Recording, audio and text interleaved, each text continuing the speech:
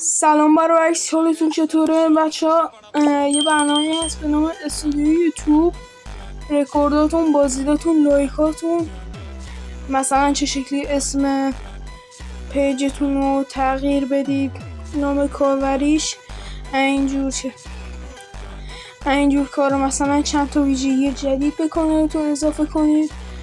و اگه خواهید بچه یه خورده با فضای یوتیوبتون بیشتر آشناشی، یه ویدیو میزنم قشنگ با صفحه یوتیوبتون آشناشید.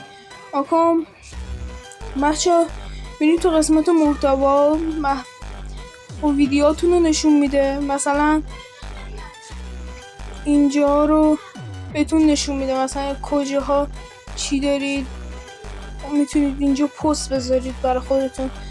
بچه ها اینجا خیلی این بخشش من خیلی دوست دارم، تو قسمت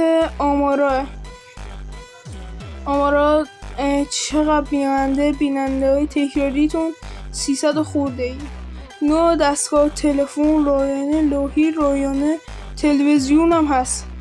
بچه ها مردا بزنم ممنون نگاه میکنید. بچه ها ایرانی ها عشقن، آلمانی ها اوکی یه تنکیو بدیم بهشون.